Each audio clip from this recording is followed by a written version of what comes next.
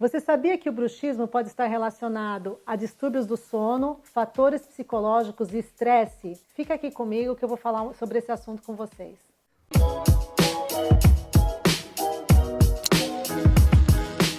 Então vamos lá, pessoal. Nesse vídeo eu vou falar sobre o bruxismo e sua consequência nos dentes. Primeiro vamos definir o que é o bruxismo, né? O bruxismo é uma atividade parafuncional, ou seja, fora da sua função normal. É uma atividade rítmica dos músculos da mastigação e não rítmica também, porque as pessoas que rangem os dentes fazem de forma completamente desordenada. Então o fato de apertar, ranger, triturar e amassar os dentes. Então, essa é a característica do bruxismo e a definição do bruxismo, né? O bruxismo passou por todos esses anos por vários conceitos, né? E agora, hoje, nesse último consenso, agora de 2018, dos experts na área, os estudiosos no mundo sobre bruxismo, é bem interessante que eles colocaram o bruxismo como um fator de risco também para os tratamentos odontológicos e para os desgastes dentários, né? E para fraturas dentárias. É importante frisar que nesse vídeo também eu vou falar sobre bruxismo primário. O que é o bruxismo primário? O bruxismo primário é todo aquele movimento, né? Todo o bruxismo que acontece em pacientes que não têm nenhuma doença de base. Como ele é um assunto muito vasto na odontologia, os números, né? Qual é a estimativa da população que range os dentes no mundo? Então,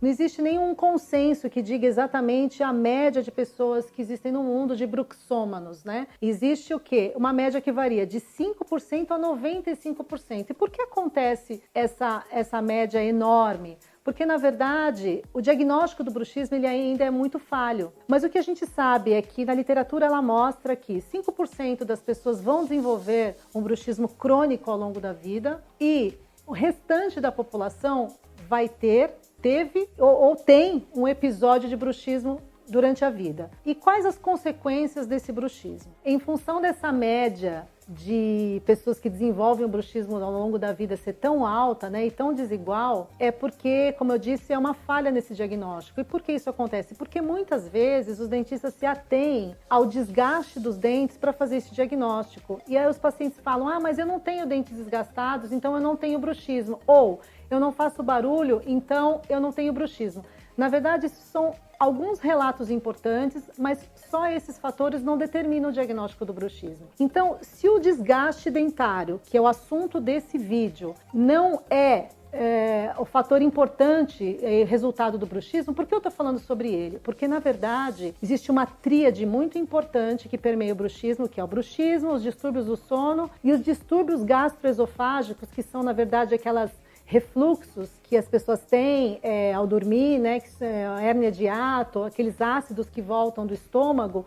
Essa tríade é muito importante para levar, ou seja, acaba levando à destruição dos dentes de uma forma silenciosa. Então, vou falar sobre isso. Bom, você percebe que o bruxismo, os distúrbios do sono e esses distúrbios gastroesofágicos estão intimamente ligados à qualidade de vida, qualidade do sono, estresse, fatores psicológicos, ou seja, todos os fatores ligados a comportamentos e hábitos.